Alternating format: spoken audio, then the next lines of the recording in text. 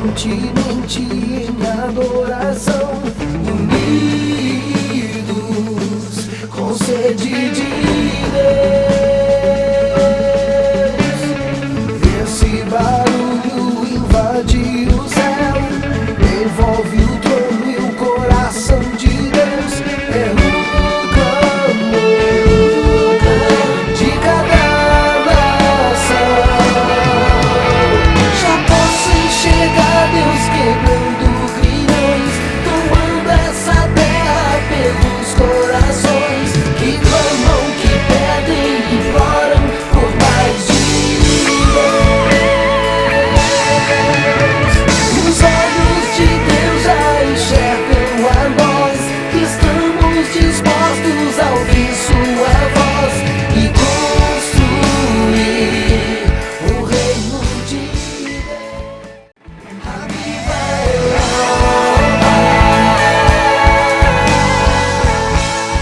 Graças e paz, queridos telespectadores do quadro A Viva Europa Entrevista. Estamos voltando com mais uma entrevista aqui sobre brasileiros que moram aqui na Holanda, que estão desempenhando um trabalho na área esportiva.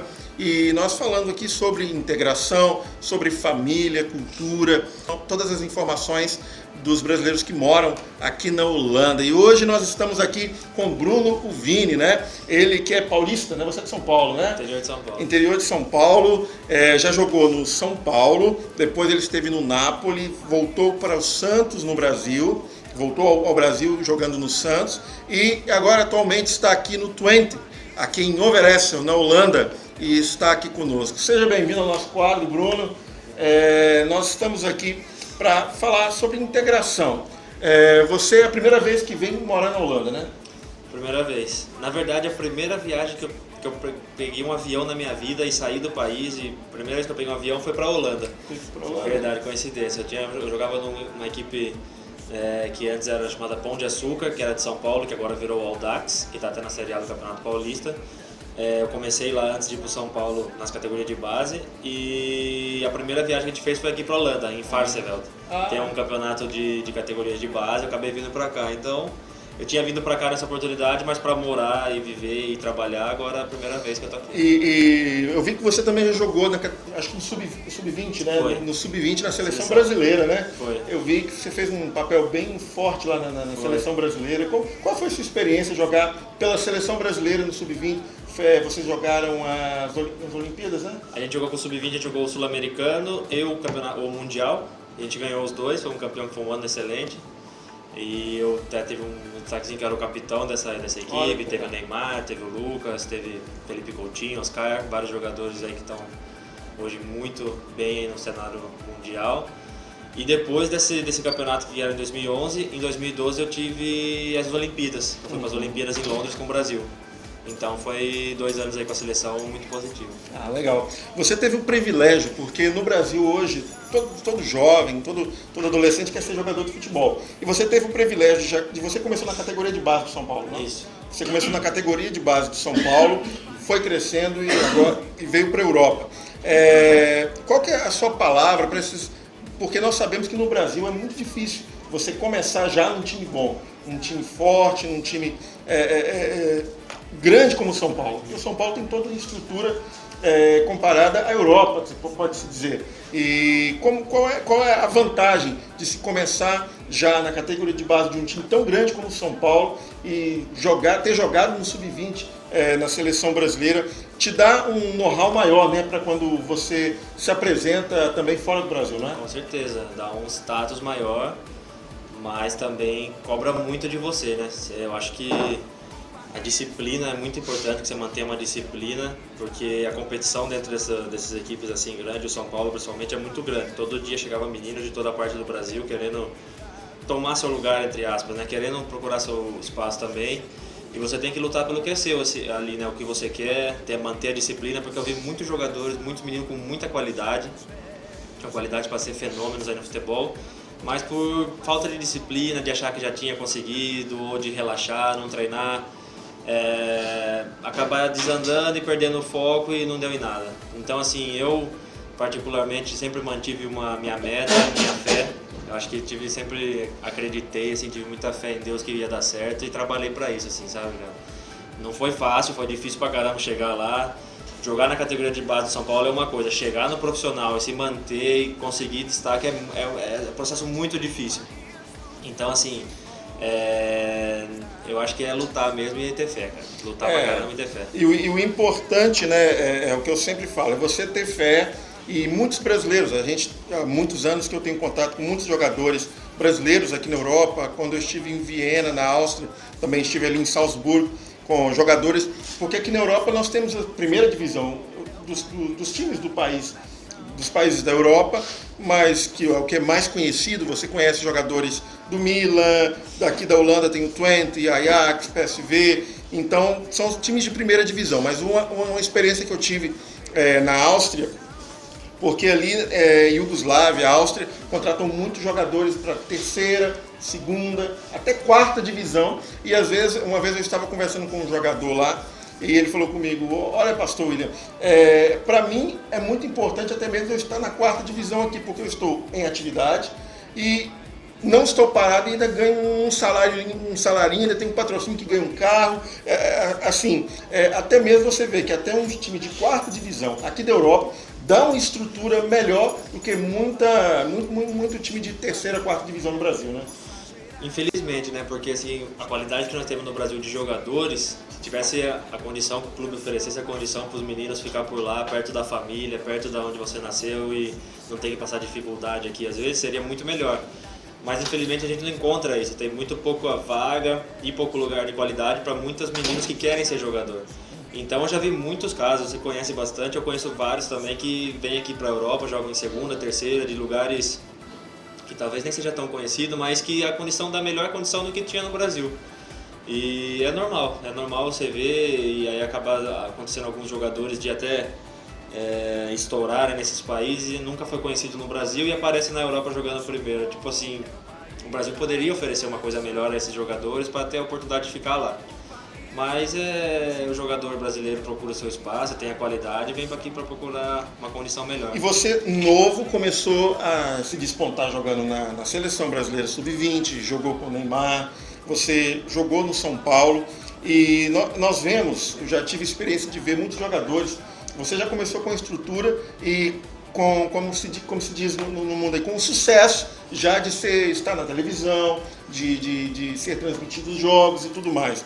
Mas para muitos que vêm ali, talvez de uma região muito humilde ou de uma carência muito maior no Brasil, quando ele tem contato com esse mundo do futebol, que é um mundo onde te oferece muitas coisas. Você chega, se você tem um bom contrato, você tem dinheiro, você tem carro, você tem tudo. E eu já vi até mesmo aqui na Europa, nessa experiência toda de 15 anos de Europa, muitos jogadores que às vezes não estão preparados para o sucesso.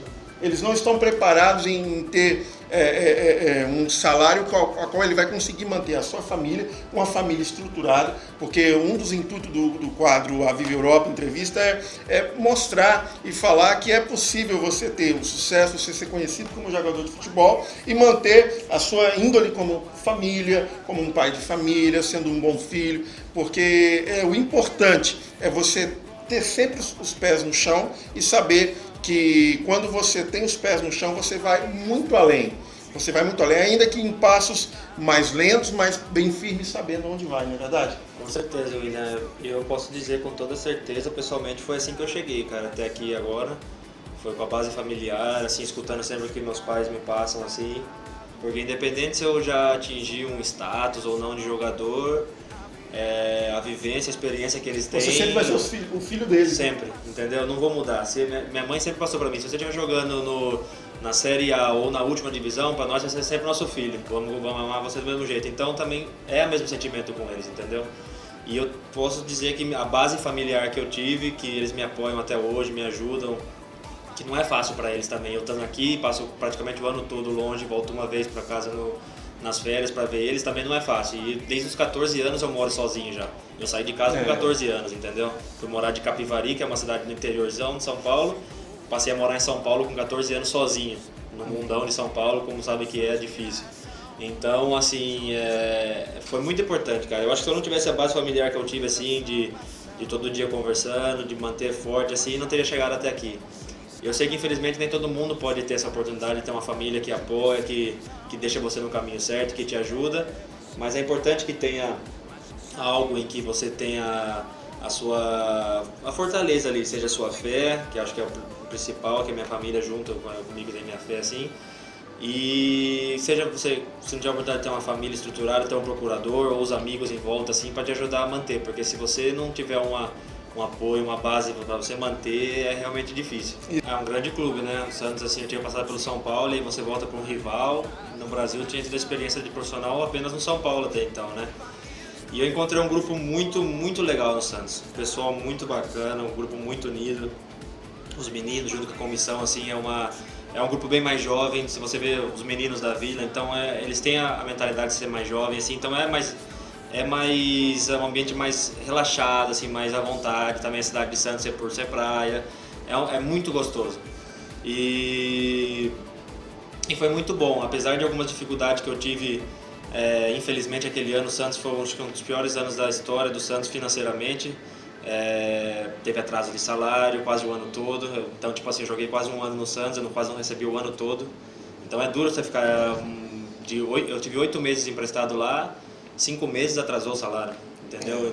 Dos últimos 5 meses eu não recebi nada, então você trabalhar 5 meses sem receber nada é difícil. Então teve algumas dificuldades assim que as pessoas pensam que é só coisa boa, né? Então essas coisas que são a parte de dificuldade ninguém vê, e é bom às vezes as pessoas saberem, porque você tá lá, você tá indo que trabalhar, e você trabalhar 5 meses e não receber nada, e você tá lá, porque você acredita que as coisas vão ser melhores, você tem a fé que vai ser melhor.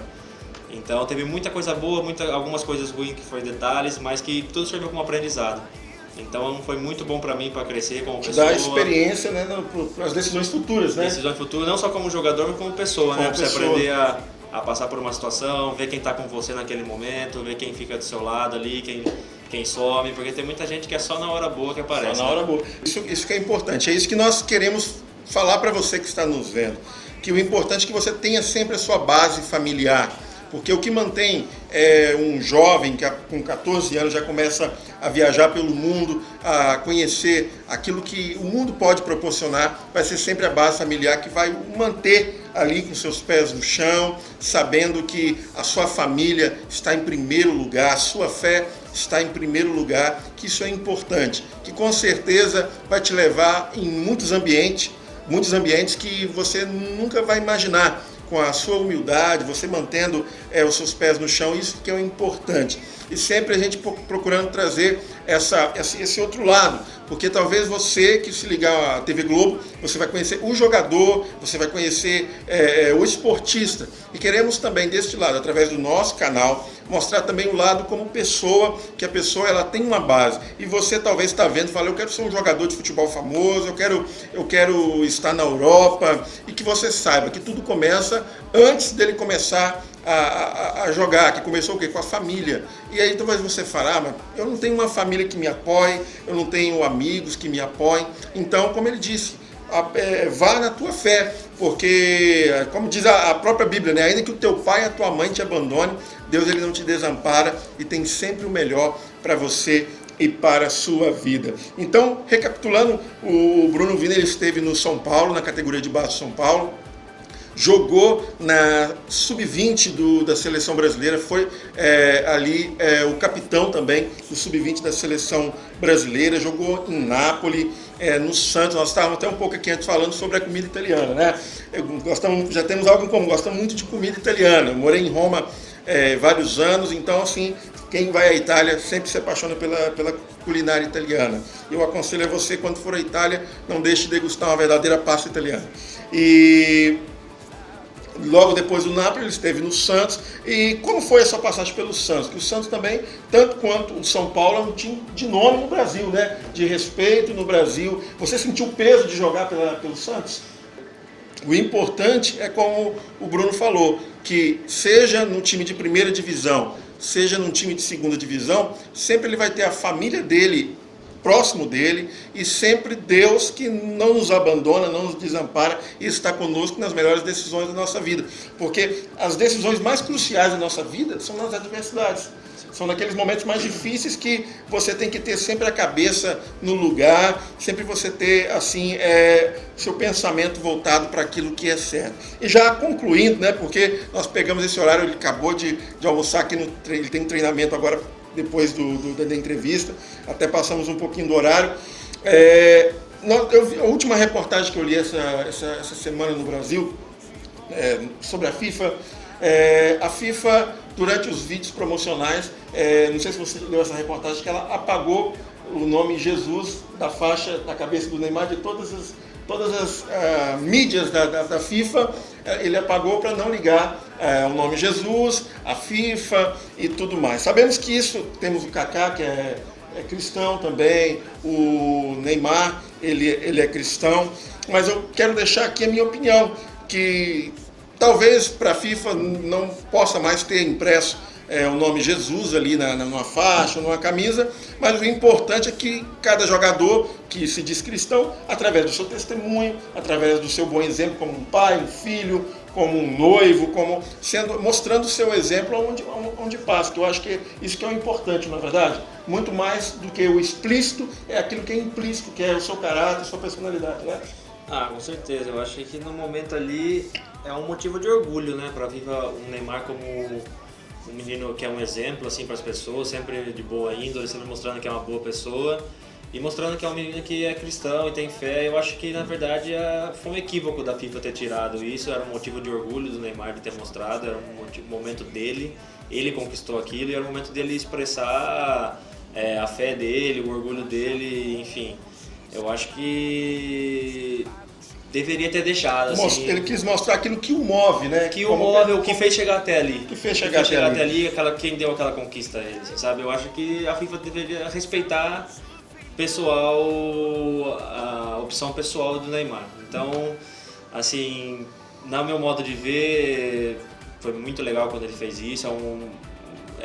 Realmente mostrar o que fez ele chegar até ali, ou o que moveu ele até ali. Então, deveria ter deixado para que muitas pessoas se espelhem nisso. E outra coisa muito interessante é que, embora a FIFA tenha feito isso, na última entrega de prêmios, né, o jogador do melhor gol, né, lá de Goiânia, ele citou um versículo bíblico após ganhar o prêmio. Então, ou seja, por mais que a FIFA queira apagar o nome Jesus ali da faixa do Neymar, querendo ou não, quando um jogador for bem sucedido e tiver a fé baseada na palavra de Deus, em Deus, ele sempre vai expressar, querendo a FIFA ou não. O importante é que o mundo saiba que a pessoa ela tem uma fé, ela tem uma índole, ela respeita a sua fé e chegou ali pela sua fé, crendo e com princípios, porque um jogador cristão, um jogador que tem o cristianismo dentro do seu coração, ele não vai se enveredar para as drogas, viu? Então, ou seja, o importante é que quando você tem a sua fé em Cristo, você tem ali a oportunidade de falar, como o Bruno falou, né? Que ele se orgulha de ver uma pessoa que tem uma fé poder demonstrar a sua fé. Então, é um equívoco da FIFA e que você que está nos vendo, que talvez é jogador de futebol, talvez você não espere chegar aonde o Neymar chegou para demonstrar a tua fé também. Se você está na categoria de base, se você está num time de segunda divisão, mostre também a sua fé, demonstre através do seu caráter também, da sua personalidade, sendo honesto. Estamos começando aí 2016, que você tenha um 2016 abençoado, cheio das bênçãos de Deus sobre a tua vida, e eu tenho certeza que grandes coisas estão por vir. O importante é você semear, você plantar, trabalhar. Ninguém é jogador, ninguém acorda jogador. Hoje acordei com vontade de jogar no Twente aqui da Holanda. Não, tem treino, tem esforço, tem renúncia. Tudo que nós queremos na nossa vida, nós temos que saber renunciar, mas com responsabilidades. Eu tenho certeza que não vai faltar oportunidade para estarmos juntos, tá certo? Com certeza.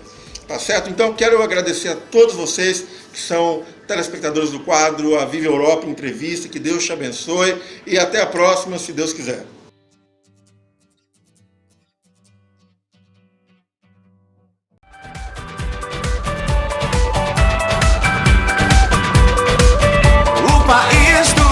Futebol é o país da adoração.